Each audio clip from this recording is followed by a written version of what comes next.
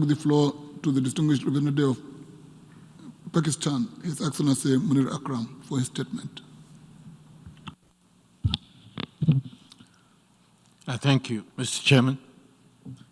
Please allow me to extend my warm felicitations to you, dear brother Tijani, on your election as chair of this special committee. Your skill and wisdom are well proven. I would also like to thank the President of the General Assembly and the Undersecretary General for Peacekeeping Operations for their statements, and would like to align my delegation with the statement made by Morocco on behalf of the non-aligned movement. Mr. Chairman, my delegation commends the United Nations for maintaining the continuity of UN peacekeeping and preserving the safety of UN peacekeepers during the devastating COVID-19 crisis. All our peacekeepers are essential workers, and we trust that the United Nations will ensure that all of them will receive the COVID vaccine quickly and equitably. Mr. Chairman, the report of the committee's last session confirms that UN peacekeeping has emerged as a vital instrument to give life to the Charter's vision of collective security and to build a bridge from conflict to durable political solutions. UN peacekeeping is a success story. Pakistan takes pride in its contributions, having deployed 200,000 peacekeepers in 46 UN missions. The discussions at this meeting are most timely. Today, the international community is confronting security challenges in several regions, especially in parts of Africa, which are very different from those we addressed in the early days of peacekeeping. Along with the changed nature of threats, we also have new capabilities, which can enable the United Nations to enhance the performance of its peacekeepers. Pakistan is therefore most interested in exploring what Undersecretary General Lacroix has referred to as the A4P+ concept.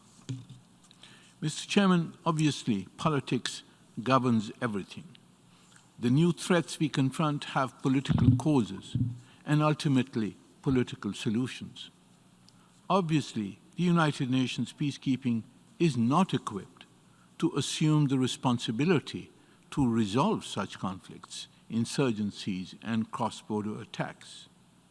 The Security Council must utilize the several mechanisms available to it under the Charter to promote such solutions. UN peacekeeping has so far not been used to impose peace, but rather to help preserve peace and foster conditions for the political resolution of the underlying conflicts and disputes. It is, of course, another matter that the international community, including the Security Council, has been unable to find political solutions to several long-standing disputes, such as the one over Jammu and Kashmir, where one of the oldest UN missions is stationed, and to conflicts such as interstate and intrastate eruptions that have proliferated and escalated in recent years, causing massive suffering and human rights violations and posing threats to international peace and security. Mr. Chairman, we in this committee, in the Security Council and in the General Assembly must formulate mandates together which are realistic. This committee could establish working groups composed of members of the Security Council and the TCCs and PCCs to discuss the mandates for specific peacekeeping missions before these are adopted by the Security Council. The performance of peacekeeping missions will depend also hugely on the provision of resources.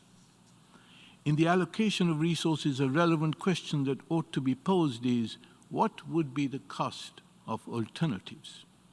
Such evaluations could engender greater willingness to adequately fund UN peacekeeping. Besides adequate resources, the quality of the contingents deployed is equally critical in terms of discipline, morale, training, and increasingly operational experience. Quality should never be sacrificed for political expediency. Likewise, UN peacekeepers should be equipped with the best available capabilities: rapid reaction units, aviation, intelligence, hospitals, UAVs, and satellite communications. The safety and security of peacekeepers in several missions depends on such capabilities. This is evident from recent incidents where we mourn the loss of those who have fallen. In particular, I would like to deplore on behalf of my government the recent incident where UN observers were fired upon by the forces of a country which is co-hosting the UN mission, with the aim of frustrating the fulfillment of its mandate. Mr. Chairman, Pakistan looks forward to hosting with the Netherlands the meeting on safety and security of UN peacekeepers and protection next October in preparation for the Seoul ministerial meeting.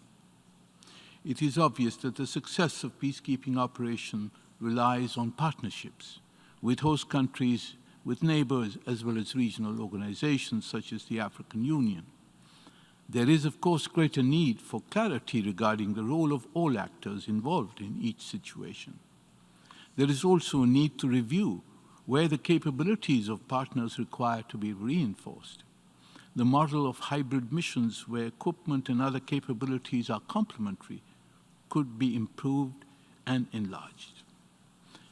Mr. Chairman, where needed, the peacekeepers must afford protection to the civilian population, especially women and children.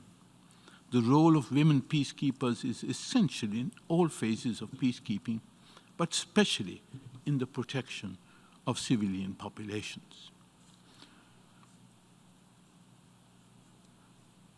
It is vital for the UN peacekeepers to facilitate the transition of conflict countries and regions to the stage of peace building. This is the endeavor of Pakistani peacekeepers wherever possible.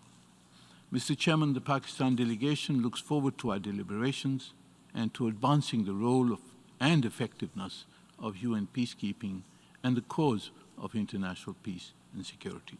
I thank you so much. I thank the representative of Pakistan for his statement.